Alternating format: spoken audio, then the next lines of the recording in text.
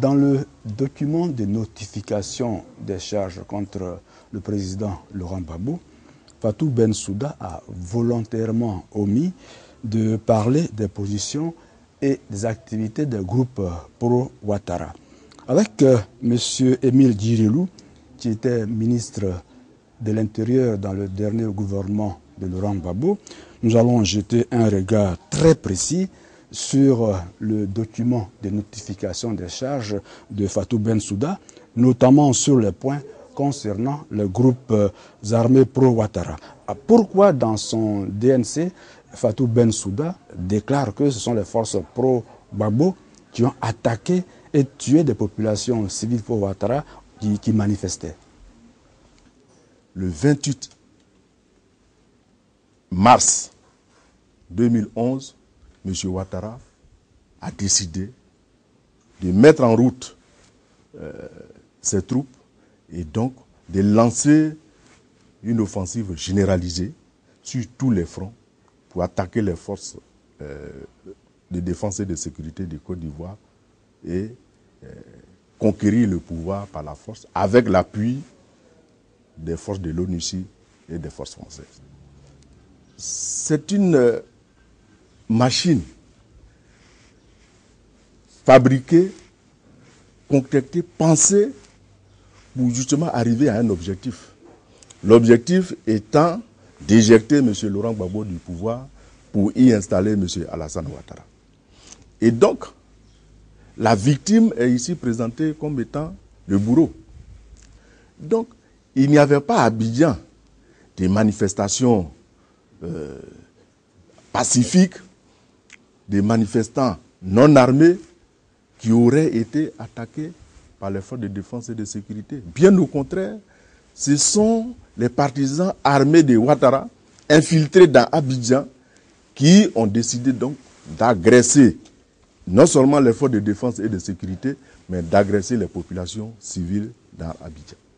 Donc, les FDS, c'est-à-dire Forces de défense et de sécurité de Côte d'Ivoire, n'ont jamais été à l'initiative d'une attaque contre des populations civiles en Côte d'Ivoire. Monsieur le ministre, vous venez de dire que c'est Ouattara qui a donc engagé les hostilités, qui a donc déclenché les violences en Côte d'Ivoire en actionnant les groupes qui lui sont favorables. Vous êtes ministre de l'Intérieur, alors quels sont ces groupes armés? Si nous arrivons à la période de la crise dite post-électorale, les groupes armés au service de M. Ouattara sont essentiellement au nombre de 5. Il y a d'abord ce qu'ils ont appelé les forces armées des forces nouvelles, c'est-à-dire la rébellion qui a attaqué la Côte d'Ivoire depuis le 19 septembre 2002 et qui était donc constituée en une armée et qui régentait la partie nord de la Côte d'Ivoire, les zones qu'on a appelées les zones CNO, c'est-à-dire centre-nord-ouest. Il y a donc les forces armées des forces nouvelles. Mais à l'occasion de la crise post-électorale, un démembrement des forces rebelles appelé Commando Invisible a choisi d'avoir comme champ d'opération la commune d'Abobo et la commune d'Aniama, au nord d'Abidjan. Ce commando dit invisible est une dissidence des forces nouvelles. Dissidence, c'est revendicat de sergent-chef Ibrahim Koulibaly, dit IB. La troisième composante des groupes armés pro-Ouattara, ce sont les Dozo. Les Dozo, ils se définissent comme étant une caste de chasseurs traditionnels qui ont leur aire culturelle au nord de la Côte d'Ivoire. Mais il faut dire aussi qu'on retrouve les Dozo dans les pays limitrophes de la Côte d'Ivoire. On retrouve des Dozo au Mali, on retrouve des Dozo au Burkina Faso, on retrouve des Dozo en Guinée. On en retrouve même en Sierra Leone. Mais là-bas, il ne s'appelle pas Dozo, mais il s'appelle Kamajor. Et donc, les Dozo se sont mis donc au service de M. Ouattara, ont reçu des armes de lui et ont décidé d'agresser les forces de défense et de sécurité et les populations civiles pendant la crise post-électorale. La quatrième catégorie des groupes armés qui ont combattu en faveur de M. Ouattara, c'est les supplétifs burkinabés basés à l'ouest de la Côte d'Ivoire, précisément dans la forêt classée du mont Péco, qui est à cheval entre les départements de Djoukwé et de Bangolo. Donc les supplétifs burkinabés du mont Péco étaient sous le commandement officiel d'un certain Amadé Ouérémi. Ils étaient donc basés dans la forêt classée du mont Péco depuis 2003. À l'occasion de la partition du pays, lorsque la Côte d'Ivoire a été coupée en deux, il y avait le nord et le sud, et au milieu, une bande appelée zone de confiance. Les forces de défense et de sécurité de Côte d'Ivoire, l'État de Côte d'Ivoire, par ses représentants officiels, n'avait pas accès à cette zone. Le dernier groupe armé, combattant aux côtés et pour M. Ouattara, ce sont les mercenaires. Des mercenaires recrutés dans la sous-région. Des différentes nationalités de la sous-région qui ont donc été recrutés par M. Ouattara et ses partisans et qui les ont intégrés dans leurs effectifs pour combattre les forces de défense et de sécurité de Côte d'Ivoire. Donc voici donc les 5 groupes armés qui sont des forces pro-Ouattara et dont Mme Fatou Bensouda a évité de parler dans son document de notification des charges. Monsieur le ministre, vous venez de parler de groupes armés pro-Ouattara. Alors, il serait bien de savoir comment ces groupes étaient-ils organisés et puis comment se sont impliqués dans la crise ivoirienne. D'abord, les forces armées des forces nouvelles, comme je vous ai dit tout à l'heure, c'est la rébellion qui, en 2002, a attaqué la Côte d'Ivoire. Et donc, cette rébellion-là s'est constituée une armée. C'était la rébellion du MPCI, Mouvement Patriotique de Côte d'Ivoire. Et quand, sous l'égide de la CEDEAO, il y a eu un accord de cessez-le-feu, et que des négociations ont été engagées, toujours sous l'égide de la CEDEAO, à Lomé, sous la présidence de feu le président Eyadema, président du Togo. Pour donc contourner l'accord de cessez-le-feu, la rébellion s'est démultipliée en créant 2 autres mouvements à l'ouest de la Côte d'Ivoire. Il s'agit du MJP, le mouvement pour la justice et la paix, et le MPIO, le mouvement populaire ivoirien du Grand Ouest. Donc ces 2 mouvements se sont donc donnés comme champ de bataille l'ouest de la Côte d'Ivoire en prétextant être venus venger la mémoire du général Guy Robert. Et donc ce sont ces 3 mouvements qui par la suite, après les accords de Linas Marcoussi, ils se sont donc remis ensemble et se sont fait baptiser ou rebaptiser Forces Nouvelles. Et ont créé donc une branche armée qui s'appelait Forces armées des Forces Nouvelles. De sorte que, de cette période jusqu'en 2011, sur le territoire de la Côte d'Ivoire, existaient 2 armées. Les Forces armées nationales de Côte d'Ivoire, l'armée officielle régulière, et les Forces armées des Forces Nouvelles. Je vous fais remarquer que c'est une anomalie flagrante. Comme si les Forces Nouvelles étaient un pays, un État, qui pouvait donc disposer d'une force armée. Mais tout ça, la communauté internationale a fermé les yeux. Et donc ce sont ces forces armées des Forces Nouvelles qui depuis 2002 ont sévi sur la Côte d'Ivoire. Et ont sévi de façon particulière à l'ouest de la Côte d'Ivoire, où ils ont fait des milliers de victimes. Ils ont tué des gens, violé des femmes. Des images existent, des témoignages existent. Si Mme Fatou Bensouda voulait le savoir, elle les aurait eus. Et elle les a, parce que beaucoup d'Ivoiriens les lui ont communiqué. Mais je voulais préciser que à l'ouest, la rébellion, en plus d'avoir tué, d'avoir violé, a appliqué la formule sierra-léonaise de manche courte, manche longue. Cette formule-là a été appliquée en Sierra Leone par Sam Bokari. Et Sam Bokari était présent au sein de la rébellion ivoirienne sur le théâtre de l'Ouest. Et qu'est-ce qu'il faisait?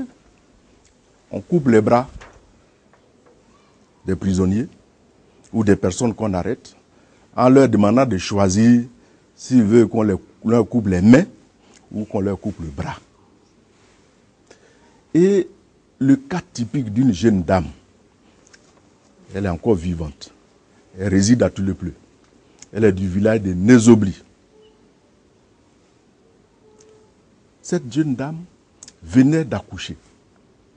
Quand les rebelles l'ont attrapée, ils lui ont proposé un marché où on tue son bébé ou bien on lui coupe le bras. Et on lui demande de choisir. Elle a choisi qu'on lui coupe le bras pour sauver son bébé.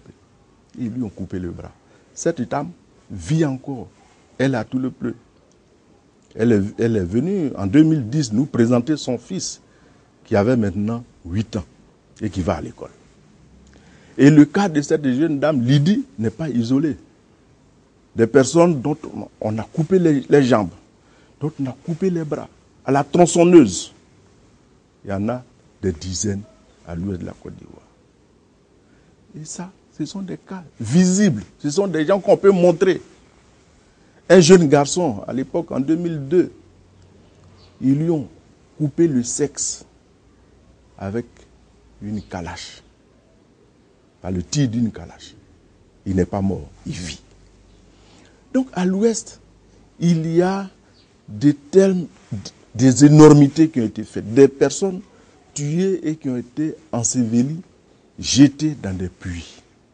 Et tout ça, c'est les forces nouvelles qui en sont les auteurs. Même en 2011, à partir du mois du 28 mars, à Dieukwé, en une seule journée, ils ont fait au moins 1000 morts à Dieukwé. Mais Dieukwé est le cas le plus connu.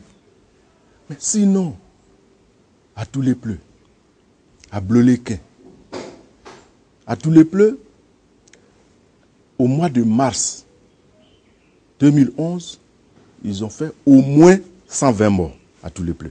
À Bleu-les-Quais, ils ont fait au moins 200 morts dans différents villages à Bleu-les-Quais. Et partout, à Djiglo, il y a eu des morts. Depuis 2002, lorsque les élus, les cadres de la région ont fait un recensement, on compte au moins, au minimum, parce qu'il y a jusqu'à aujourd'hui, il y a des disparus qu'on ne retrouve pas. Au minimum 10 000 morts, du fait des rebelles. Et ça mérite d'être su. Parce qu'aujourd'hui, on nous dit que la crise post-électorale a fait 3 000 morts. Mais j'ai dit, il y a eu à l'ouest, uniquement à l'ouest de la Côte d'Ivoire, au moins 10 000 morts du fait de la rébellion financée, entraînée, recrutée par M. Alassane Ouattara. Ce sont ces forces armées des forces nouvelles qui, donc, le 17 mars 2011, ont été transformées en forces républicaines de Côte d'Ivoire, FRC, qui font office aujourd'hui d'armée de Côte d'Ivoire. Et les faits et tous les actes posés aujourd'hui en Côte d'Ivoire démontrent que le FRC, c'est une armée au service du RDR et de son chef Alassane Ouattara. Et qui sont donc à la traque de tout ce qui n'est pas proche de Ouattara en Côte d'Ivoire, jusqu'à aujourd'hui. Donc voilà les forces qui donc, ont combattu. Je vous ai parlé des Dozo tout à l'heure, qui donc ont été enrôlés et qui ont commis des exactions et qui continuent. Même l'ONUCI, dans son dernier rapport, a relevé les exactions commises par les Dozo. Les supplétifs du mont Peko, burkinabé, ils sont là aujourd'hui. Ils ne sont pas inquiétés. Leur chef a été mis au arrêt en mai 2013. Mais il faut préciser que ce monsieur n'a pas été arrêté. En tout cas, son chef d'inculpation n'est pas lié au massacre que lui-même et ses troupes ont commis à l'ouest. On l'a arrêté. Le motif officiel, c'est occupation illégale des forêts classées. C'est tout. Mais tous les crimes contre l'humanité qu'il a commis, il a assassiné des membres des forces de défense et de sécurité au mois de décembre 2010, dont un capitaine de l'armée ivoirienne. Ce sont des faits graves. Mais il n'est pas inculpé pour cela. Il est inculpé parce qu'il occupe une forêt classée qui est patrimoine de l'État. Pendant la crise post-électorale en Côte d'Ivoire, il a été abondamment question du commando invisible.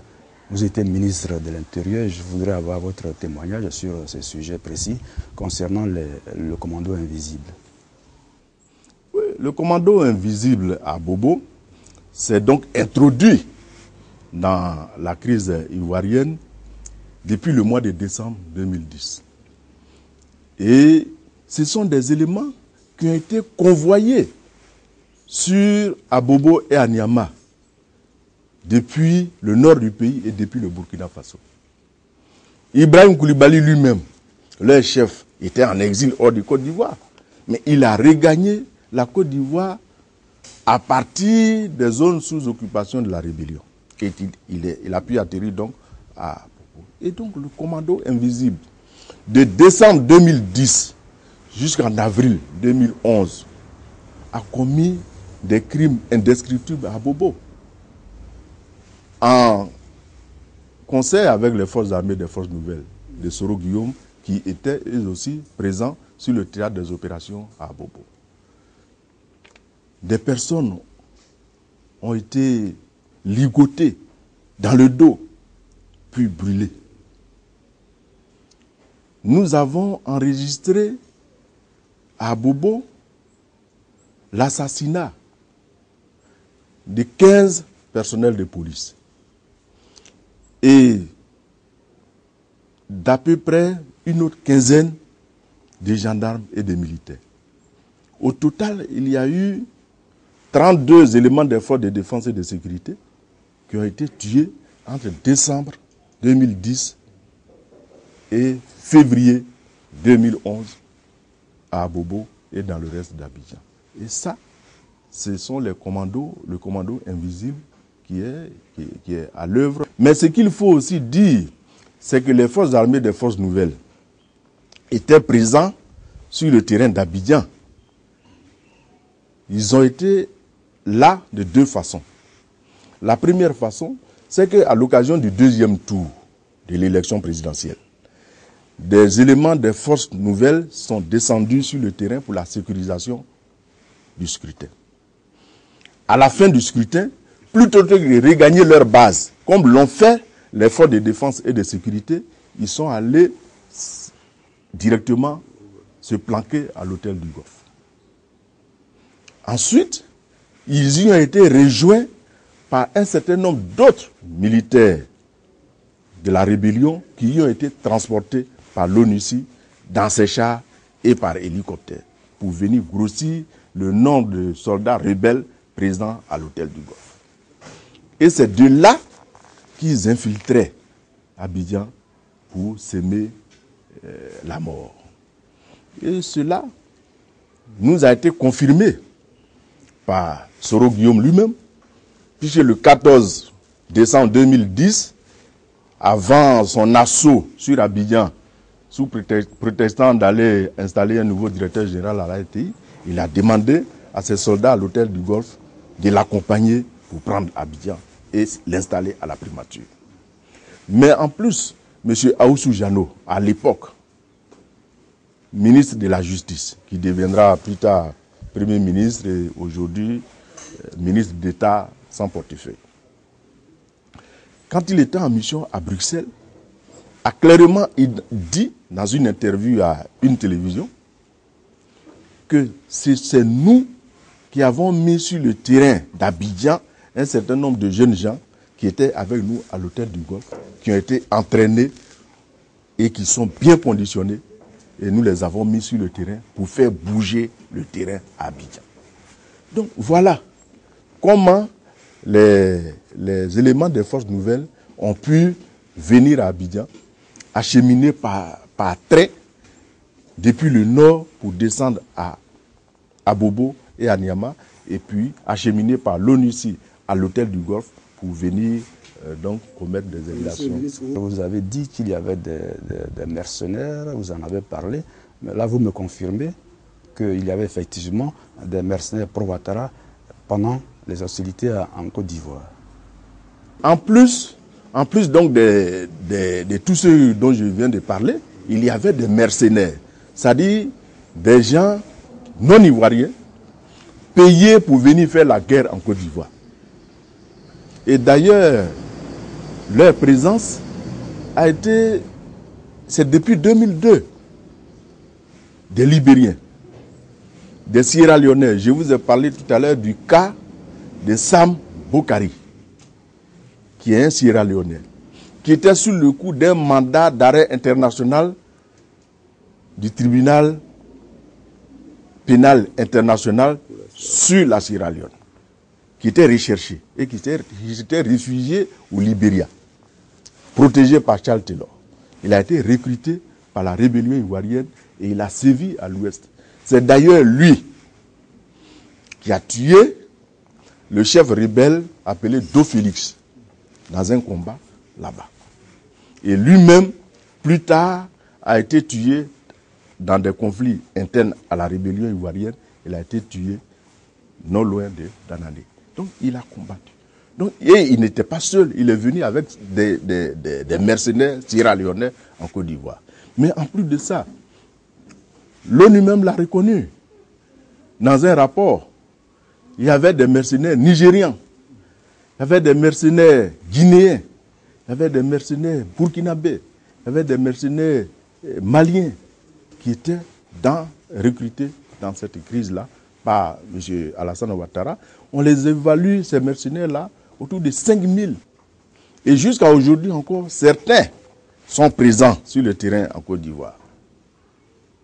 Dans ce qu'on appelle les forces républicaines de Côte d'Ivoire, là, il y a encore parmi eux des mercenaires qui sont là. Donc effectivement, les mercenaires étaient présents sur le théâtre des opérations depuis 2002 jusqu'en 2011 et ont combattu aux côtés de M. Alassane Ouattara. Et ça, Mme Fatou Bensouda le sait.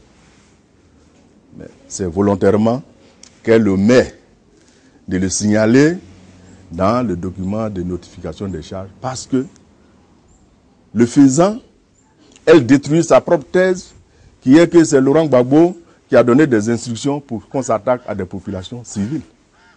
Parce que si elle prouve qu'en face des forces de défense et de sécurité ivoiriennes, il y avait des armées, c'est même pas une armée, il y avait des armées qui combattaient et qui sont celles qui ont agressé. Parce que jamais les forces de défense et de sécurité ivoiriennes n'ont lancé une offensive contre. Ils n'ont fait pendant toute cette crise que se défendre quand ils ont été attaqués. Et même à un moment donné, le président Laurent Gbagbo leur a demandé de cesser les combats. Donc ils ont toujours été à la défensive, ils n'ont jamais été à l'offensive pour attaquer même une force ennemie, à plus forte raison, des populations civiles. Donc voilà, chers amis, ce sont donc M. Ouattara, Soro Guillaume et tous ceux qui les ont soutenus, armés, qui ont fait la guerre à la Côte d'Ivoire, comme je l'ai dit, dans l'objectif de prendre le pouvoir par la force, alors que l'Union africaine avait proposé, à la demande du président Laurent Gbagbo, une solution négociée, pacifique, et donc qui permettait à la Côte d'Ivoire de faire l'économie des temps de mort et des temps de destruction aujourd'hui. Monsieur le ministre, cet entretien est terminé. Merci de nous avoir largement éclairé sur ces groupes organisés pro-Ouattara qui ont sémé la terreur en Côte d'Ivoire et notamment à l'ouest de la Côte d'Ivoire. Merci d'être venu sur ce plateau.